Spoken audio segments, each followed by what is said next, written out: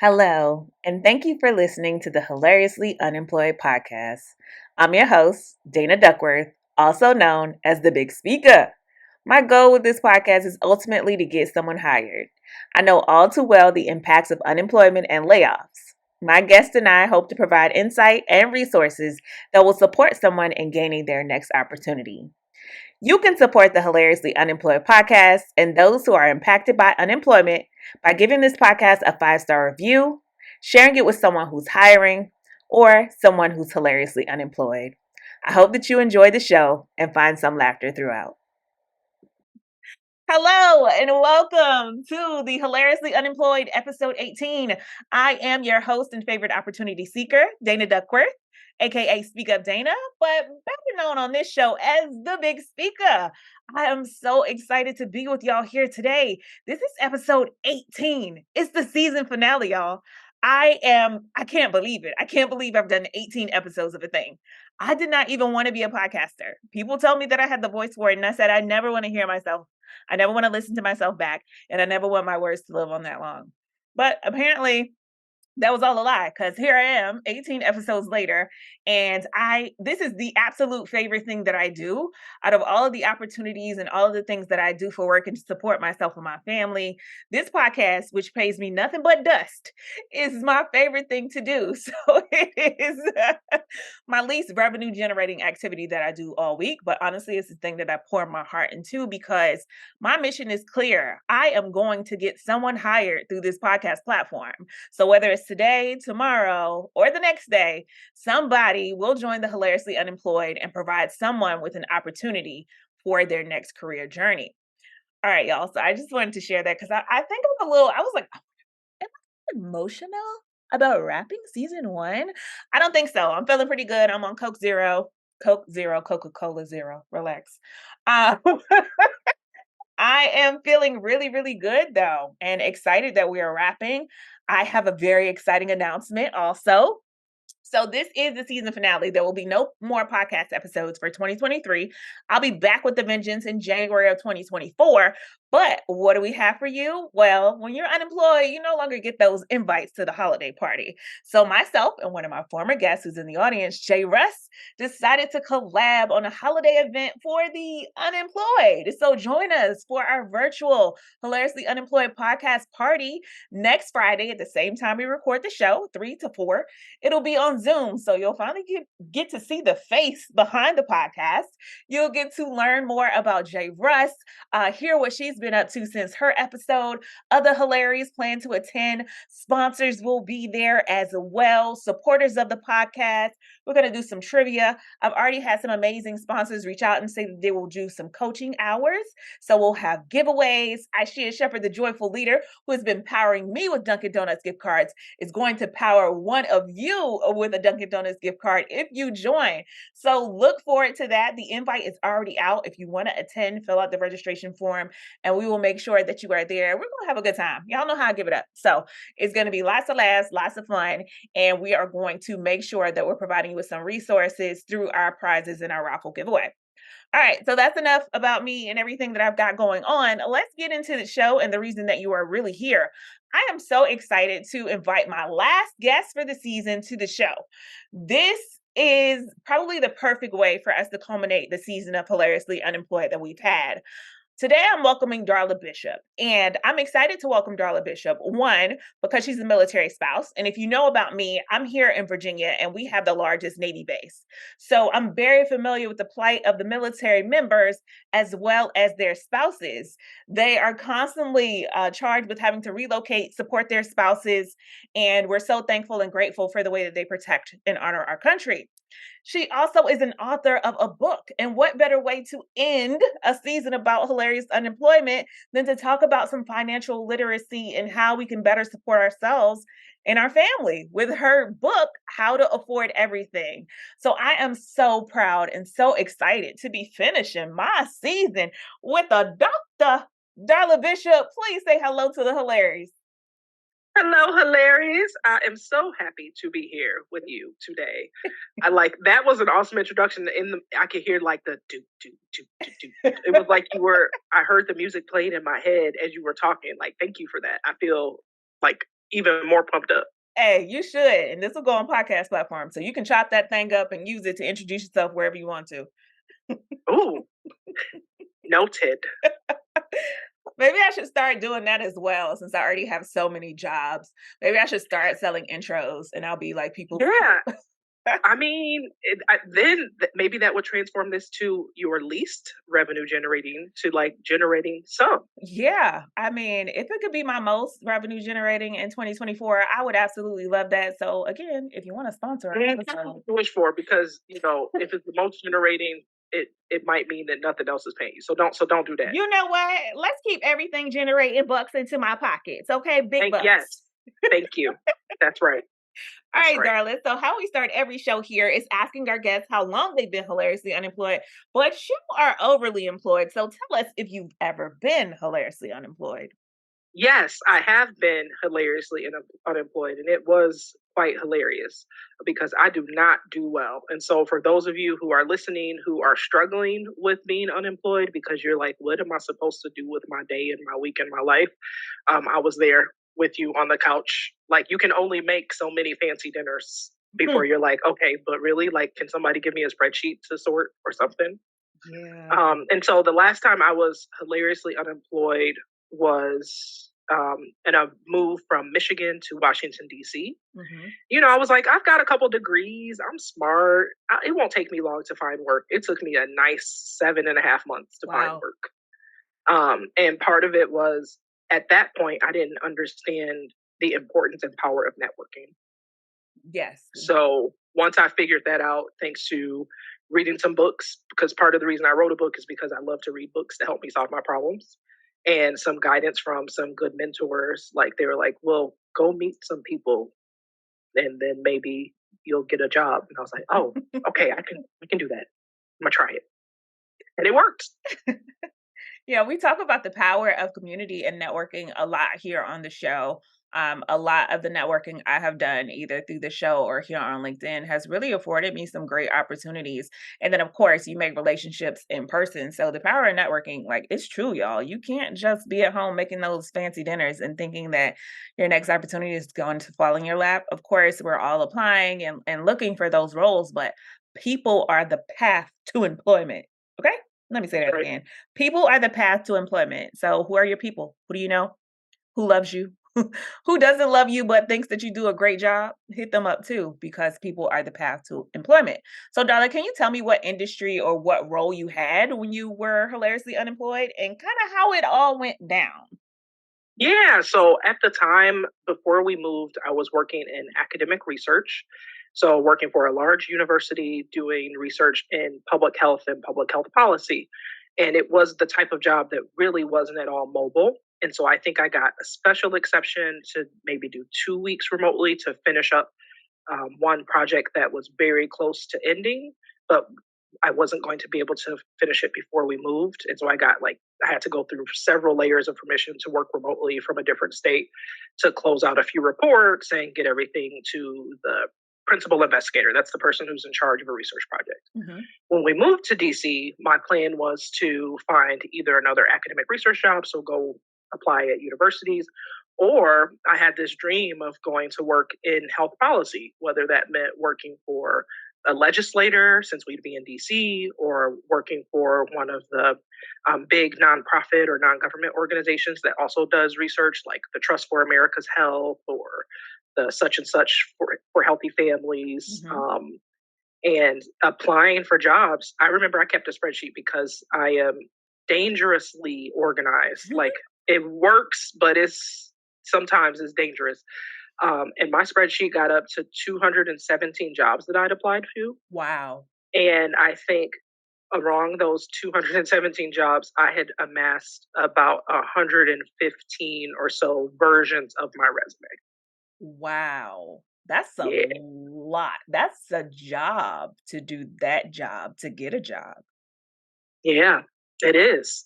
And what I think helped fuel me is luckily at the time I had a supportive partner who didn't mind, and we had the money saved, which is why financial literacy is so important. We had a few months of money saved. The move, the military covered the bulk of the expenses for the move, so we didn't have to dip into any of our savings for that. Mm-hmm. And I had picked up a side gig because I never, part of the reason I'm always overly employed is I know I don't do well unemployed. Mm-hmm. So I always have something I can do, even if it's part time, a couple days a week. So I think I found a way to babysit, care for children, for families. Mm-hmm. I think I was working at a restaurant a couple nights a week just so I could have like some nail money because this is Mm-hmm. when I get my nails done. And like, when Mm-hmm. you're a person who gets your nails done and you can't get your nails done, like you every time you see your head, you be really sad. Hey, that's so funny you say that because I was on the phone with my good girlfriend, Ashia Shepherd, earlier, and she had on a scarf. And I said, Ashia, what's going on? She was like, Hmm. I'm working from home today. I don't have my hair done. And I told them, I'm just not my best when I don't have my hair done. Like I'm just not. And I was like, you're right. If you see me without lashes and nails, know that I have absolutely hit the wall of unemployment and y'all need to send help because I will do any and everything to make sure that my nails and my lashes and my toes are done. Those are things that I just feel so put together. Also my Right. Like hair, Jesus be a gift card to the nail shop. yeah, like Okay. also my hair, like I have to feel put together because if I'm not, I'm just in here laying in the bed, child. So I make sure that I keep I keep enough funds to make sure that all of my self-care is covered. So that's so funny that you mentioned that you were doing whatever needed to be done to make sure those nails were done. Hmm. So let's talk Now, about don't ask me about my nails today. I got little kids now, so well, that's no longer a self care practice. well, you're doing other things, like writing a book, so we can let you off the hook with that. But I'd like to dive in a little bit about your spouse's military experience. How long have you been a military spouse? Share what branch of the military and kind of where that service has taken you all in the world.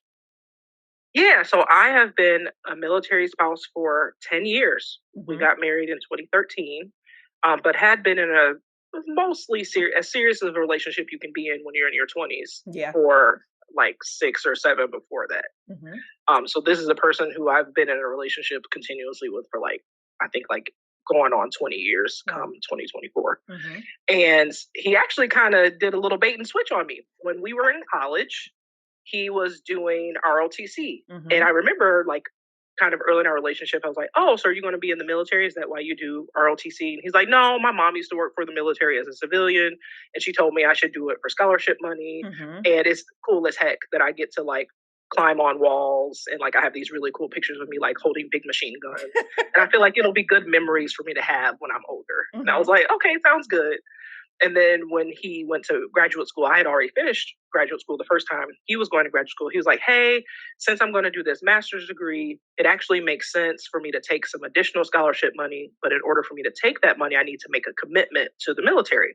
I was like, okay, well, what does that look like? And he said, well, I'm going to join the Michigan National Guard because we were living in Michigan at the time. Okay. And what this means is that I had to sign up in order to take the scholarship money for a 4 year commitment. If I'm in the National Guard for these 2 years I'm in school, I'll knock down half of that time. So I'll only owe the Army 2 more years. I was like, I can do math. That makes Yeah. a lot of sense to me.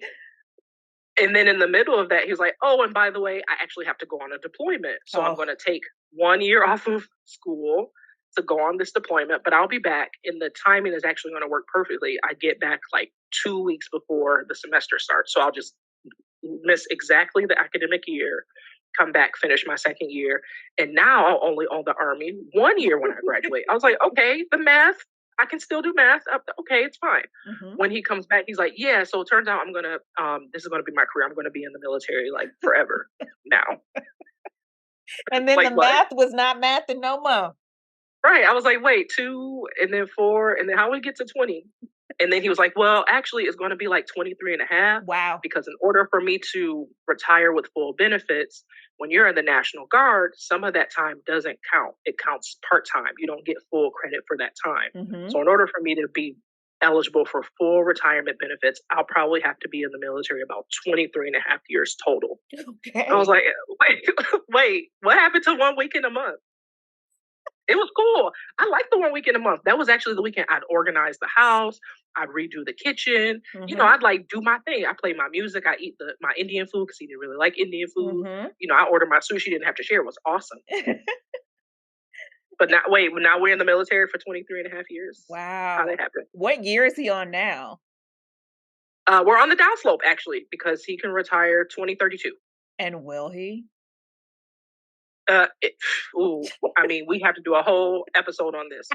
So, so he's in the army, and army career progression is a whole thing in itself Mhm. because in order to get your retirement pay at your highest rank, you have to be in that rank for 3 years. Okay. So, if he's close to retirement age and he gets promoted, he will probably sign on to stay the full 3 years because then that could mean thousands of dollars every year in additional retirement pay. Wow. But if he is nowhere near a promotion at the time of his retirement, then he'll just go ahead, take his money, say thank you so much, I'm done. Like now I'm a veteran. So So you it you we really won't know because a lot of things could happen between now and 2032, like depending on when his next promotion happens and then Mhm. the promotion after that, whether we get an international assignment. It's a game of chess. Wow. So he has to decide if he wants to work really hard to get another promotion or if he wants to chill because the timeline of that is you just don't know. So you're kind of like stuck in between. Yeah, and I mean the good news is I married someone who's a lot like me, and Mhm. that usually works out for us. Is that he's going to work hard no matter what. So Okay. really, it's the external factors that we don't control Mhm. that will determine whether or not he is at that point where it's like, nope, I'm signing on because Yeah. I really have a chance at becoming a general. And I mean, you Well, know what? I never had this dream, but like yeah. Doctor and General Bishop, how good would that look on Christmas Hey, card? that is fire, okay? Sounds pretty good, right? The doctor and the general are in. I love that Right? so much. Let's put that into the universe for you all. Okay, so you Only maybe because it's going to take us into 30 years. No, I'm kidding. well, yeah. You talked a lot about his military service. Where on the planet have you all lived because of this military service? So I have only been in the United States. Mhm, So between different cities in Michigan mhm, and Washington, D.C., Arlington, Virginia, mhm, he has had assignments in other places in the Middle East, as well as some trainings in several countries in Africa. He mhm, actually did this really awesome fellowship over the summer where he got to visit 4 African countries and mhm. do some trainings. But I myself, because not all of those assignments can the family come along. Right, right, So right. I've only been in the US. But anytime there's a movement of someone who is an integral part of the family, it impacts the entire family. So, how have his movements and even the movements that you've had inside of the US impacted your career journey? Oh, like, so if you met me when I was 24, I had my whole life planned. Hmm. I see a couple of my friends listening here, like Tiffany can attest to you. Like, I had my whole life planned and mapped out. Like, here's plan A, here's plan B. And if this part of plan B changes, I'm going to just switch over back to plan A or back to plan C. Mhm. So, being with a person that makes you live a life where you have so little control Yeah. over not only where you live, but how long you're going to live there and how much time you even have to move when it's time to move Mhm. has forced me out of my comfort zone, out of my nature to be flexible. And Mhm. so, what it has done for me has actually been a gift, but it was a hard fought gift of becoming a flexible careerist where I had to really like bust it down to what are my values as a person who works for my money. You Mhm. know, what spaces do I need to be in? What's my magic number? How much these people need to pay me? Because let me tell you something, my zip code might change, but my price tag does not. Because Hey. yesterday's price is not today's price. Okay. And so, like, just because my zip code changed and maybe I'm living in a market that the salaries are a little bit lower, don't Mhm. mean that my price changed. And so Mhm. that means it sometimes takes me even longer to find work because if we move to a market where the average salary is just a little bit longer, then I have to actually fight and show my value because people are going to have to pay me outside of the market. Yeah. The other thing that it also forced me to do and thinking about my values is like, well, what is the impact I want to make through the time I'm spending at work, right? And I was like, okay, I care about the health of communities. Mhm. So and that can look a lot of different ways. And so if you look at my resume, you might see like, girl, what do you want to do when you grow up? I've seen you work on Capitol Hill, you've done research, you work in health insurance, you were a doula for a while, you were a professor. Like, can you can you decide what you want to do with your life? And that the short answer is, I want to make money Mm-hmm. so I can pay my bills and be happy and pay for conveniences that make my life easier, especially when my husband is unable to be, on all four cylinders when he's home or Mm-hmm. when he's away. Mm-hmm. And I want to make sure that the work I'm doing feels like I'm contributing to the health of communities, especially where the historically excluded live, work, play, so that they can thrive. So as if the job allows those two things, I'm good. So you can call me the janitor as long as my paycheck is right, and somehow me being a janitor improves the health of the community we're in. Yeah. Wow, you really have that together. It's so funny because just last week I posted on LinkedIn that I'm struggling to tell people what it is that I do. People will be like, What do you do for a living?" And I'm like, I do a lot of things. Some of them pay me, some of them don't pay me. But I really love them. So a flexible careerist, first of all, that's a word, y'all. I love that term, and we're gonna coin it here on Hilariously Unemployed. That's a great term. You do. It's the But career because I think what people, especially when I was going through a couple of these job changes, and I'm meeting people for the first time in the context of an interview. They're like, you have a great diversity of experiences, but like, what do you want to do? And I was yeah, like, well, the best way I can describe it is I want to have a career despite all the forces that are making it hard for me to still build a meaningful career and not just a list of jobs. And so I was like, I'm a careerist. That's who I am. yeah, I'm a careerist too, y'all. You heard it. Now we got my title finally. But I love that you know exactly what your mission is. So you know what you want your impact to be. I want to impact communities in a positive way. So everything that you look for when it comes to that flexible careerist is to make sure that you're in alignment with that. And I think so many times, especially, Black people, we get into a space where it's like, I just got to have a job. And we don't always have the opportunity to be selective of what it is that we do, and we feel like, hey, I just have to take what comes. But having that mission and being able to stick to that core value that I need to be impacting community in some way, I love that. I love that you're using that as your guiding light. Yeah, and I mean there are two things to point out about that. I'm so glad you pulled that out. Hmm. Is one part of the reason why I can't be choosy is because I got money in the bank. And Mm, so that money in the bank buys me time and hmm. buys me choices when it comes to which jobs I do and do not take. On the other hand, I also want to say for the people who are in the position where being choosy is just not the option, that's okay too. Your time will come. Take what comes. If it's a survival job, it's a job that gets you from being hilariously unemployed to at least employed. Hmm. Okay, don't have any shame about that. Get what you can from that job, especially if it's money and resources and coaching and development, and then use it as a springboard to your next thing so that the next time you're in the position to look for work, you can be more choosy. Ugh, that was doctor's orders, y'all. You heard that. So remember it, lock it in. Thank you so much for that. So speaking of having money in the bank, let's go ahead and get into how you became an author and why it was so important to you to focus on a topic like financial literacy. Let's talk about how to afford everything. Oh, okay. So I am super emotional this week about it because this is a book that I have had in my brain for the better part of a decade.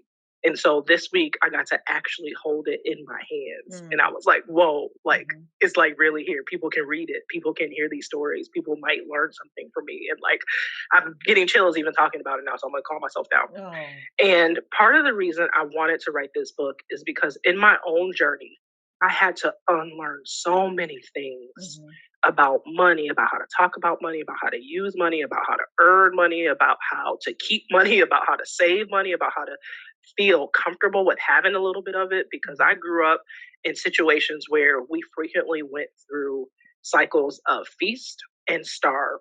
And Mhm. sometimes the feasting pull the starve a little faster.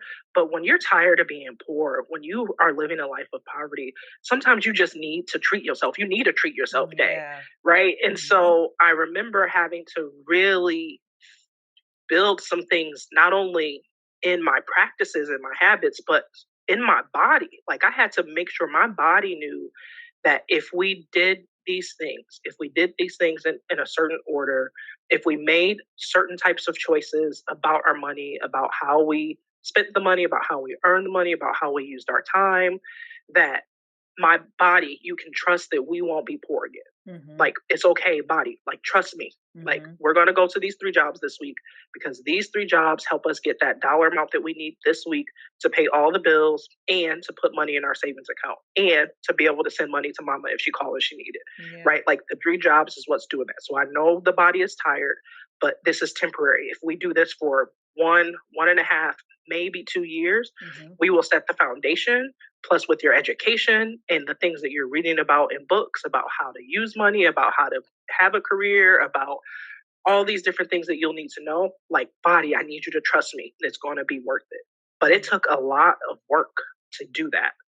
And this book is kind of my way of hopefully saving someone who is in a similar or relatable position from reading the 110 books it took me and the thousands and thousands of therapy that it took me. Although, if therapy is helping you, please continue it. And if you're not sure if it might help you, try it. Because the worst Yeah. thing that can happen is it didn't help you and you spent an hour or two with a new friend or a new enemy. And that, like, but maybe, maybe if they can read my book, it will save them some of the years that it took me to get here. Maybe Yeah. it'll be a faster path for them. Let's talk about some of those years. What were some of the things that impacted you the most and really made you want to tell other people about those things? Because a lot of times, especially financial and especially in the Black community, y'all, we do not talk about money, okay? Especially if it's funny. We do not have conversations openly and honestly about our finances. So what got you to a place where you felt like, "Hey, I can share my stories," and ultimately your triumphs, right? Because now you're in a space where you can afford everything. Can you talk us through that? Yeah, I think there are two really pivotal moments for me. So I realized, like, the moment I realized I made it, it was a couple years after college. I was driving on a Saturday afternoon to do errands, and my tire blew out. Mhm. Luckily, I was actually really close to my apartment, maybe a block. So I just, put my hazard lights on, drove a block and a half, parked safely, and then was like, what do I do about this car? Mhm. Call a tow truck comes to get me and says, and I say, can you take me to the military base? Because the military base I know has the best pricing. And they said, sorry, I can't take the tow truck on the military base, but I know this other tire store that, I've had good experience with. People say that they're friendly and Mhm. fair. And so I'll take you there. I say, sure. And I'm pretty sure my husband was away because Mhm. why would I be dealing with the car stuff? Right. And so I'm, the tow truck says, okay, you're good, and kind of drops me off at this tire store, leaves me alone. And he was right. The staff was really friendly. They were very helpful. I asked a bunch of questions, and they said, well, ma'am, we can of course just replace your tire, but we always recommend that you replace 2 so that we don't mess up your balance. And I Mhm. do remember that because I had an uncle who was a hood mechanic. And so I remember him saying, like, yeah, we can patch this tire up, but you really need to get some new tires. And if you can't get Mhm. all 4, then just at least get the 2. Yeah. And so I was like, yeah, I do know that. So how much for 2 tires? And he told me, and I was like, okay, I think that can do that. I was like, well, actually, before you put that in the computer, hold up, don't push that little enter button. Wait. Mhm. I saw on the sign you had buy 2 get 2. He was like, oh yeah, we have that, but I could tell you were kind of on a budget, so I didn't mention that because that's a higher cost tire. Mhm. And so if you buy 2 of those tires, you do get 2 free. And so it'll be like 120 more than what I just quoted you for the 2 tires. I was like, well, 120 more for 4 tires, and you said they're higher quality. Like, I know about value. Like, Yeah. okay, let's do it. I got my credit card today. It's fine. Mhm. Yeah, let's do the 4 tires. That sounds like a better deal, and I'll get a better quality tire. And then my balance won't be messed up at all. He's like, yeah, no problem. So he swipes my card. He's like, okay, ma'am, it'll just take us like 20 minutes. Mhm. Go ahead and sit. And I remember being in the tire store, like, nervous, like sitting in the chair, like doing a real subtle rock back and forth. Like, did I just spend like $500 on tires? I wasn't going to spend $500 on tires. Is this going to like ruin? Because I remember growing up, car repair ruined like 6 weeks of my Everything. Yeah. Yes. Yes. And so I was like, but trying to be subtle about it because like these people don't know me. They don't want I shouldn't show them that I'm rocking back and forth in the lobby of the tire store. But then like before I could even say, actually I changed my mind, just give me 1 tire. He's like, okay, ma'am, your car's all ready. And I'm like, oh, okay. Hey, thank you. Have a great day. So I'm like walking, slowly, shaking Mhm. my head, like, did I really just spend this money? Like the whole time I'm walking to my car, get in the car, pull out onto Lee Highway in Virginia, Mhm. and the car felt brand new. Oh, Like getting tires, it felt like driving a brand new car. And I remember thinking, like, Darla, it's okay. You have the money. You used your credit card, but you have the money in your bank account. If you want to mhm. pay this bill today, you can pay it today. Mhm. It's okay, baby. I'm talking to myself in the Yeah. car. Like, it's okay. It's okay. And I remember just feeling like, okay, a car repair isn't something that is going to ruin 6 weeks. It's not going Mhm. to mess up school schedules and work Mhm. schedules and ability for people to keep jobs and light bills. No, it's okay. It just took you 2 hours to solve this problem and you solved it. Now go on about your day in your car that feels like it's brand new because you got new tires. Wow. I think And you so, just unpacked a lot of our Black childhoods. Like, we talked about it in our discovery call. A lot of us have lived the same life. And I remember if something happened to my mama's car, it was about to be rough and rocky from there. If something yeah, happened to her car, that was truly going to change the next coming months. Like there was going to have to be some shifts in what it is that we were capable of doing. And now even myself, now that I'm hilariously unemployed, like my car is making a little sound. It's like leaning and rocking. And I'm like, I'm not trying to drop this thing off because they're gonna give me a bill. And I just don't want to do it. But in reality, I'm grateful that I would be able to afford it, but the trauma of thinking about how it impacted us as children yeah. is still there for me. I mean, unless they tell me it's gonna cost $5,000, y'all can keep the car at that point because you can have it. It's almost paid off.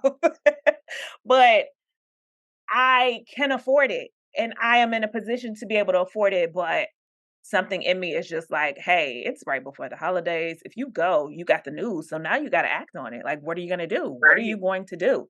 So, whew, yeah, you just And imagine the power of that, right? To Mhm, take an experience that is so deep in your body. So, not even just in your brain and your emotions, but you can feel the stress in your body. And then to have an experience like that transformed into a minor inconvenience that just took two hours out of your Saturday afternoon. mhm. The That's power of that and the source of that power was having money in the bank. And it wasn't even that much money.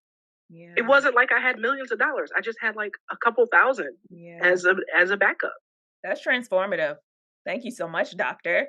I gotta go tell my mama.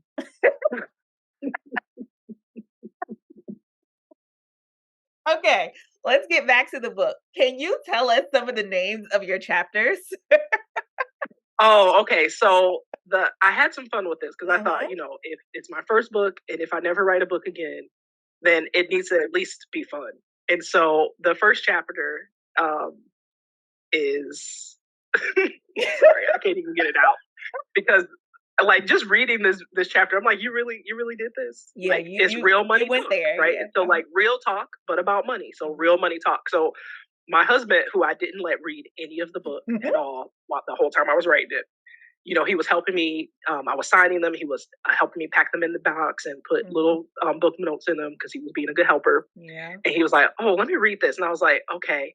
And he noticed, he said, "Why is your first chapter so long?" My first chapter is like almost 30 pages mhm, because I was like, "Look, I know how people read books. If they only read one chapter in this book, I need them to get as much out of it as they can." yeah, So the first chapter is really long because I jump right in and I get as much in as I can in case you put the book down and never pick it up again. mhm, And in this book, I actually am like, hey, look, as we're talking about a budget, there's a couple of things you need to know. Like, budget is not a bad word. This mhm, isn't me or you telling you not to have a good life. In fact, the budget is what's going to get you there faster. mhm, And on top of that, like, I'm not going to give you stupid rules like the 90-10 rule or the 80-20 rule or the mhm, 50-30-20 rule because I don't know your life.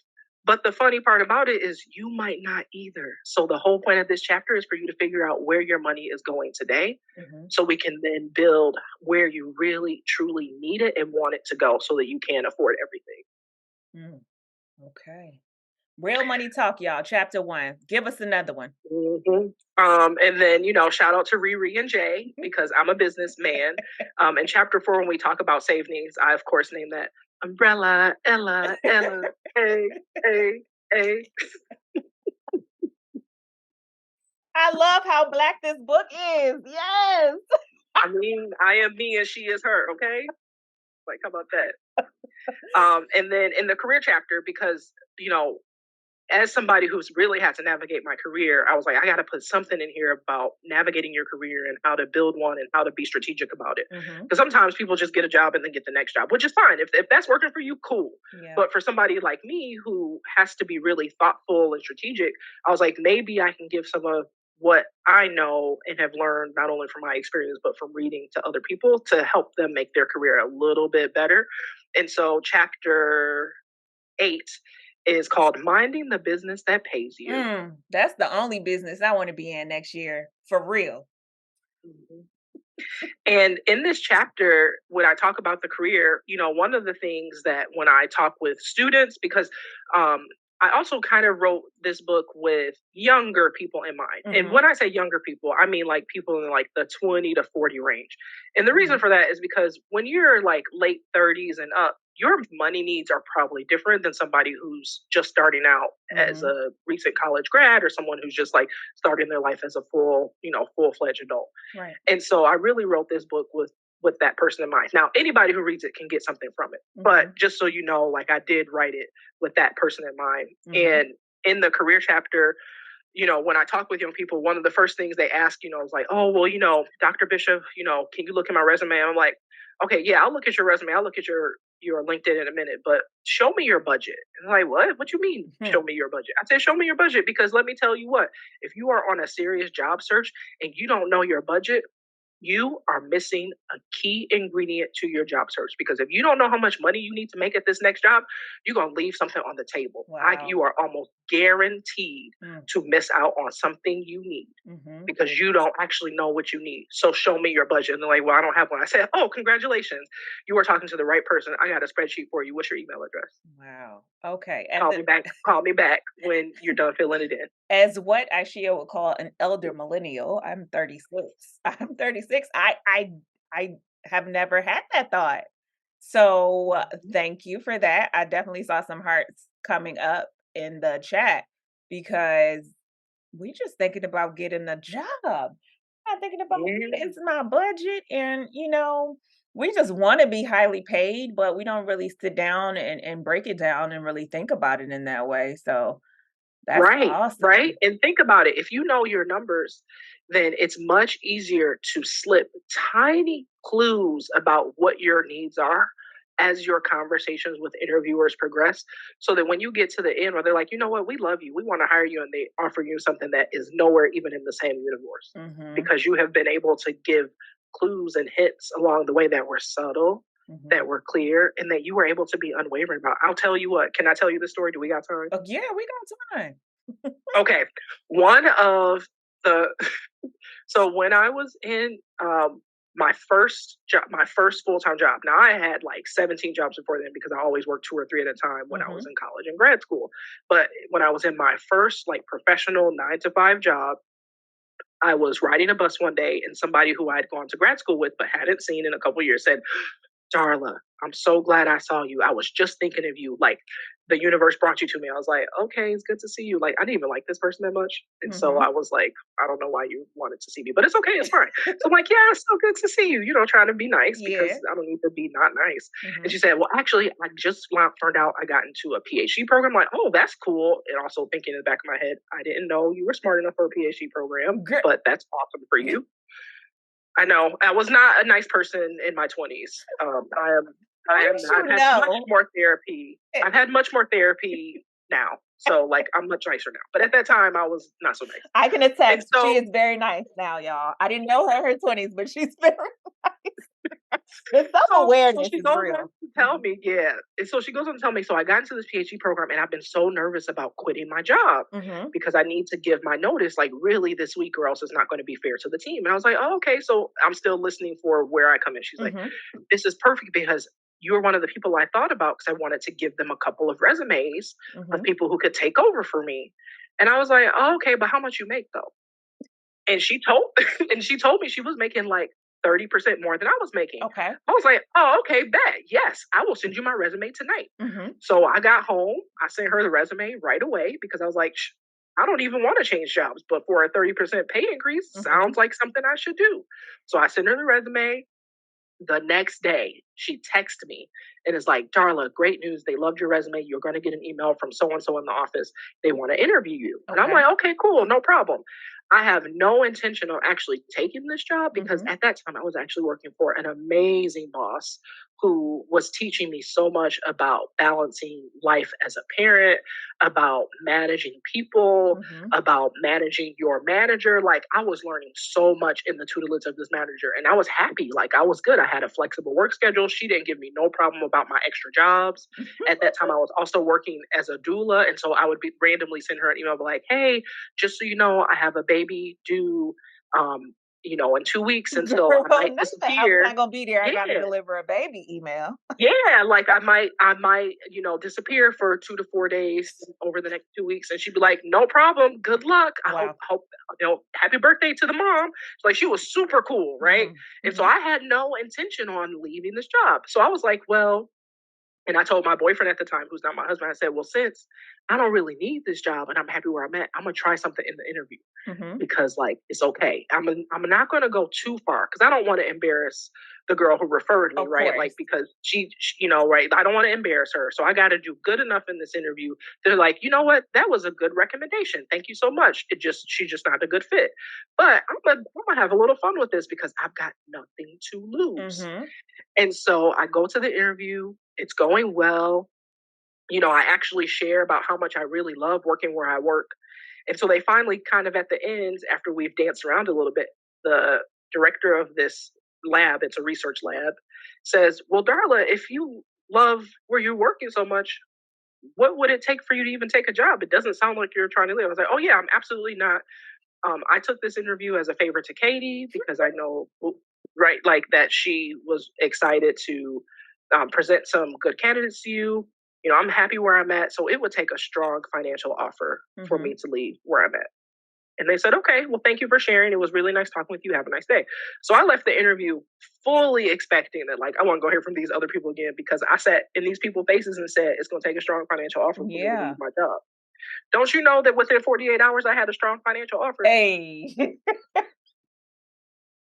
So old girl was making 30% more than what I was making. So I expected them to come in right around that 30% mark. Yeah. They came in at 40%. So Wow. I got a 40% bump off of telling people it would take a strong financial offer. So even though I wasn't planning to leave my job, I left my job I and I took mean, that 40% bump. so the key here is go on those interviews while you're happy at your job and tell them what you want, and they might give it to you. You have Right. nothing to lose. Right. What Spice Girl what Scary Spice say? Tell me what you want, What what you you really, really, really really want, want. I'll tell you what I want, what I really, really want. I wanna I want it. I want it. I want it. Exactly. oh, that was the first thing along here on Hilariously Unemployed. Thank you so much. Oh, I'm so glad to have been a part of it. Did we Yes. start with Spice Girls though? I don't know. I Don't mean, worry, we're not done yet. There's opportunity for more. There might be another one. okay, I was so actually, if I'm going to be honest with you, because I'm gonna talk to you like you, my friend. Like I mhm. was actually a little disappointed you didn't jump in on the umbrella Umbrella, element. yeah, that was a missed Yeah, opportunity for me. I'm so it was. sorry. If you ran It's it back, okay. I would gladly back you up. But Okay, good to know. Good to all know. right. So let's. Do you have any other song titles that are chapters? Because we could do that. I do not, but I have several Lil Wayne quotes in the Oh, book oh! because, My audience would love that. Please share some of those quotables. well, like move, G's move in silence like lasagna. It's part of it. Yes. You know, yeah. It's it's out of context. It's not as funny. So Well, so let's move on. if we're talking about money, then I kind of get where you were going with that one. Yeah, yeah. Like, but out of context, it's not as funny, and so I kind of regret bringing that one up. Never, not here at the Hilariously Unemployed. We keep it very weird here. Awesome. So let's talk about why you wanted to focus so much on first generation professionals. I know we talked about our trauma of our mama getting a flat tire, but let's talk about that a little bit more and why your focus was really to make sure that people who look like yourself and myself have the financial knowledge they need. Is this another way that you give back to that community? Your North Star? It is. Mm. It is. Like generosity and giving are like a couple of my core values. And part of it is like if I'm gonna be 100, like all the way real with you, let me tell you, I desire to be, I need to be surrounded by people who are happy, Yeah. whole, and rich. And when I say Yeah. rich, I mean like if I say let's go to dinner and let's get the appetizers and a cocktail and the dessert, they like cool, no problem. If I text you and say, hey, I'm feeling a little depressed today. I saw an all inclusive resort in the Dominican Republic for 4 days on May 15th. Real story. Mm-hmm. I want to go and this how much it costs. And people say, okay, cool. You want me to give you the money or is there a travel agent? Mm-hmm. Like I really did that. And 3 of my friends went to the Dominican Republic with me because they had the money and they were like, well, shoot, we can go on vacation with you all the time because you told me a date, you told me a money, and you told me where to send it. Like I didn't have to do nothing but show up. I was like, oh, that's the secret? Got it. Yeah, so Like, right and now, so, Darla, I'm just gonna let you know I'm only dinner rich, so I can't get the appetizer and the cocktail. The last minute trip to the DR, we're working towards that. And once this podcast is monetized, I have no doubt that I can record from anybody's all inclusive. But that is, I love that. I want to be around people who are happy and rich, and I mean yes. who can afford the appetizers and can go on vacay. Yes. Yeah, and I also take on the responsibility that like it's part of my responsibility to contribute to that, right? Like Yeah. I need to give knowledge, tips, information, encouragement, love, whatever to help people get there if they're not there yet. Yeah. Wow. You truly are about that community life. You should add in your bio community service and not the kind on the side of the street. Like you are really about the community. And I'm really excited about this book, like how to afford everything, because we all want to be able to do that. I love the title as well. Now, my Yeah, one so of the chapters we didn't even talk about is I actually write a whole chapter about generosity, mm, called "It's Giving Generous," and part it's of it is because giving generous. Y'all heard that? That's probably yeah, gonna be our favorite chapter. yeah, and part of it is because like I so many of us and us can be anybody. Like Mhm, we have families that also need us. And so mhm, we have to balance being needed with building our strong foundation. So how do we do that? And how do we live in a world that we want to contribute to in ways that also work for our budget and also work for our energy and also work for our growth? yeah, Because two things can be true at the same time. But people haven't necessarily taught us how to do that. And so I'm yeah, hoping that by reading this book and that chapter in particular, people will get some clues about how to feel good about giving when, where, and how they can, while mhm. also making sure they're straight. Because boo, you cannot pour for an empty cup. I have Oh, tried, and like you don't get man, nothing. man. Talk about it. Darla, thank you so much. I want to give my audience an opportunity to raise their hand. If you'd like to come to the stage and speak with either myself or my guest, now is your opportunity to do so. Remember, this is the last episode of the year. So if you've been wanting to get up on this stage, this is your time to do so while they decide if they want to raise their hands or not, Darla. I would like for you to share where people can find you, where they can get this amazing book. The holidays are here. She's having a packing party today, so she's shipping out orders tomorrow. Please tell my audience where they can get this great information that you shared, just a glimpse of today, but in abundance. Yes, and so go to Afford Everything Book. If that's too many letters for you, affordeverythingbook.com. Guess what? You just use my name, darlabishop.com. They both go to the same place. Mm-hmm. Buy the book. Buy the And book. you can get it on Amazon, awesome retailer. You can also get it on Barnes and Nobles, but baby, like buy direct. Direct to consumer. Okay, go direct. That's how you afford everything. We don't want no middlemen in our pockets. Mm-mm, mm-mm. I mean, I do want the access to the audience, but like if you buy it from me, it's actually an author's cut because there's a section in this book that didn't get into the section that went to Amazon and Barnes and Noble. So you get actually some bonuses if you Yeah. buy it directly from me, and you get a signed copy. Hey. exclusive signed copy of the book. You'll be able to remember that you were on the season finale episode of Hilariously Unemployed season 1. It'll be a whole little memory forming situation. So definitely go out and get that book. Well, not go out. Do it on your phone. Do it on your computer. It's real easy from your phone. I had like 5 of my friends test it to make sure it was easy to send me money for this book. Yeah, it's easy to get it on your phone. If nobody has any questions, I would like to once again thank my amazing guest, Darla. I am so grateful that you joined me for this final episode. I think, especially leading up to the holidays, is so important that we share messages about financial literacy because a lot of times we will go broke trying to achieve what we think we need to achieve for others for the holidays. And I'm just letting y'all know I ain't got it. So don't look for it. I'm gonna give you a hug. And that's gonna be that on that. Y'all, to my audience, to my hilarities that have joined 1, 2, 3, all episodes, to the people who have listened to me on Spotify, YouTube, Apple Podcasts, anywhere, to those who have shared my post, to those who have shared the invite, to those who have commented, liked, reacted, to those who have done anything in any way to impact the trajectory of this podcast that I love so much. I am so thankful to you all. You have no idea how this effort has transformed my life and took me from a place where I was laid off and trying to figure out what was next to a place where I've become a resource for other people who are dealing with that pain and that emotion. And I am so grateful. My life has truly been transformed. I've had more opportunities than I've ever had. I continue to use my voice to highlight those who are marginalized. In this way, I'm highlighting those who are impacted by layoffs. But I want to continue to highlight women, Black people, Indigenous people, LGBTQIA, everything that goes into that DEI, all the difference, the neurodiversity. I am here to be a vessel and a voice for those who cannot speak up, Dana. I am the big speaker, and if you need me, you know where to find me. Please go out, listen to this episode, share it with those you love, those who are unemployed, those who are looking for people to employ, and just those who need a laugh.